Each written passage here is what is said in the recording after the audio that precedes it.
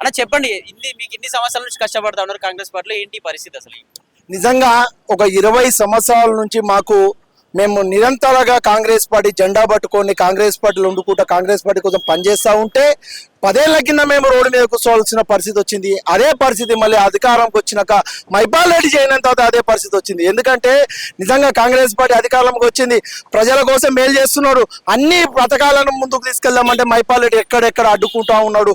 వాళ్ళ టీఆర్ఎస్ నా కార్యకర్తలను పెట్టుకొని వాళ్ళను తీసుకోకుండా మాకు చెప్పకుండా నడుస్తూ ఉన్నది. ఎందుకంటే ఈరోజు మేము ఒకటే అడుగుతున్నాం, సీఎం క్యాంపస్ లో మన ఎమ్మెల్యే క్యాంపస్ లో సీఎం గారి ఫోటో లేదు. మేము అదే అడిగితే లేదు మా ఇష్టం వచ్చింది అంటాడు. అందుకే ఈరోజు సీఎం గారి ఫోటో క్యాంపస్ లో పెట్టడం జరిగింది.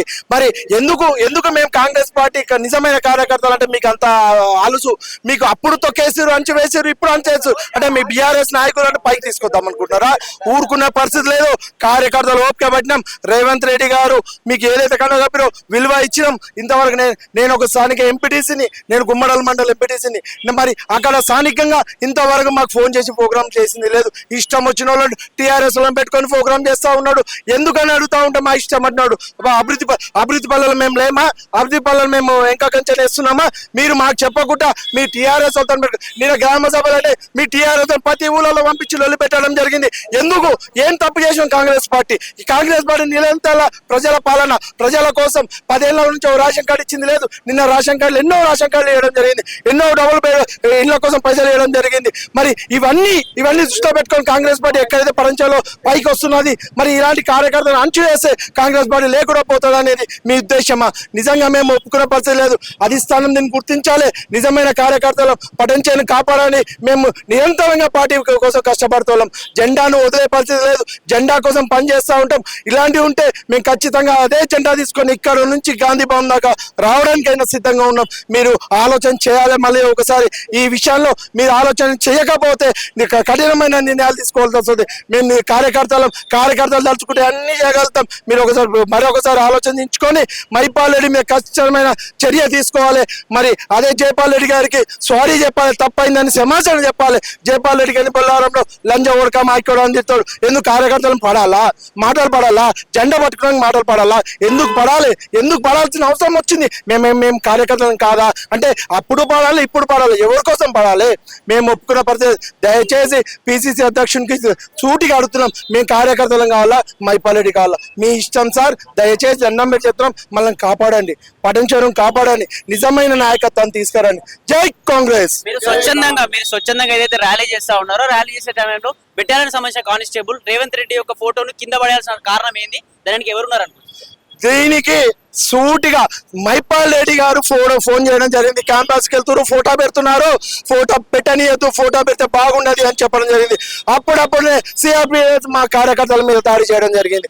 దెబ్బలు అంటే మైపాల్ మన రేవంత్ రెడ్డి గారి ఫోటో పలగొట్టడం జరిగింది. ఎందుకు పలగొట్టు? మా సీఎం గారి ఫోటో పలగొడితే మేము ఊరుకుంటామా? సీఎం కాన్ఫరెన్స్లో ఫోటో లేకపోతే ఫోటో తీసుకోవడం మా తప్ప? మేము అడుగుతున్నాం, కాంగ్రెస్ పార్టీ నాయకులు అడుగుతున్నాం, సీఎం గారి ఫోటో ఎందుకు పెట్టలేరు? మీరు వచ్చి దాదాపు 6 నెలలు అవుతుంది. మరి సీఎం గారి ఫోటో ఎందుకు పెట్టలేరు? ఎందుకు ఇంతవరకు కార్యకర్తల మీటింగ్ పెట్టలేరు? ఎందుకు కాంగ్రెస్ పార్టీ జెండా కప్పుకుంటలేరు? ఎందుకు కాంగ్రెస్ పార్టీతో నాయకులతో మీటింగ్ పెట్టలేరు? మీరు దయచేసి చెప్తున్నాము, కాంగ్రెస్ పార్టీ కార్యకర్తలతో పెట్టుకుంటే నీ పతనం స్టార్ట్ అయింది. మేము అల్లాపట కాదు, ఏదో నిన్నొచ్చి పోయినా కాదు, పుట్టుకతోని కాంగ్రెస్ పార్టీలు ఉన్నాం. కాంగ్రెస్ పార్టీ విధానం తెలుసు, కాంగ్రెస్ పార్టీ సిద్ధాంతాలు తెలుసు, కాంగ్రెస్ పార్టీ మొత్తం తెలుసు. మీరు క్షమాపణ చెప్పిన తర్వాతనే మాట్లాడతాం. అప్పటిదాకా మాట్లాడాల్సిన అవసరం లేదు మీ గురించి. మేము సీదా పిసిసి గారి దగ్గరికి వెళ్తాం, పిసిసి గారితోనే మేము తెలుసుకుంటాం. ఇది వరకు ఒకసారి వెళ్ళొచ్చారంట, ఏం ఆన్సర్ ఏం రాలేదు? ఇది వరకు ఒకసారి చెప్పడం జరిగింది, ఆన్సర్ ఇవ్వలేడు. మా పెద్ద మనుషులందరూ వెళ్ళి ఇక్కడ ఉన్న స్థానికులు వెళ్ళి సీఎం గారి ఫోటో లేదు ఎందుకనంటే పెడతాం అలా ఇంతవరకు పెట్టడం లేదు. అందుకే ఈ రోజు మేము నిజమైన కార్యకర్తను తీసుకెళ్లి ఫోటో పెట్టడం జరిగింది. అలాగే ఇక్కడ చూసుకున్నట్టయితే ఏ ఒక్క ఫ్లెక్సీలో కూడా కాంగ్రెస్ కండువా కానీ కాంగ్రెస్ సంబంధించిన నాయకులు అయితే కనిపిస్తలేరు. ఎందుకు?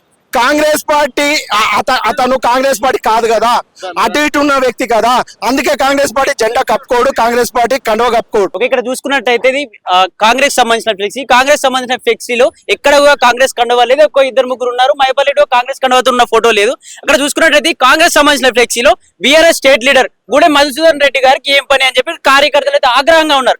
మాట్లాడదాం ఒకసారి దీనికి సంబంధించిన ఫ్లెక్సీలో ఎందుకు బీఆర్ఎస్ లీడర్ ని పెట్టాల్సి వచ్చిందన్న చెప్పండి ఎందుకు ఇప్పుడు ఇంతకుముందు అన్నారు కాంగ్రెస్ పార్టీ కండవ కప్పుకోడు మైపాల్ రెడ్డి అని. నిజంగా ఇగో ఇదే సాక్ష్యం. ఇప్పుడు అతను వాళ్ళు బీజేపీ కండవ కప్పుకున్నారు, వీళ్ళు కాంగ్రెస్ వాళ్ళు కాంగ్రెస్. ఇతను ఏ పార్టీ అని, ఈ పార్టీ ఏదని ఊడి ఇతనేమో కాంగ్రెస్ పార్టీ అంటాడు, వాళ్ళ తమ్ముడేమో బీఆర్ఎస్ పార్టీ లీడర్ అంటారు. అంటే ఎక్కడ పోతుంది ఈ సమాజం? ఈ ప్రపంచంలో ఏం చేద్దాం అనుకుంటున్నారు కాంగ్రెస్ పార్టీని? మీరు కార్యకర్తలను అంచేసందుకే కదా ఇలాంటి అన్ని చేస్తున్నారు. మీరు మీరు మీరు దృష్టిలో తీసుకోండి. ఇప్పుడు ఎక్కడ కానీ ఇక్కడ స్థానికంగా ఏ ఊళ్ళో విలేజ్ లో తీసుకున్నా ఎక్కడ కానీ కాంగ్రెస్ పార్టీ కండవ కప్పుకోడు, కాంగ్రెస్ పార్టీ ఫ్లెక్స్ చేయడు. ఎందుకంటే ఆయన బీఆర్ఎస్ లో ఉన్నాడు, బీఆర్ఎస్ తొత్తుగానే పనిచేస్తున్నాడు తప్ప కానీ కాంగ్రెస్ పార్టీ కాదు. ఆయన ఆస్తులు కాపాడుకోవడానికి కండవ కప్పుకున్నాడు తప్ప వేరే దానికోసం కాదు.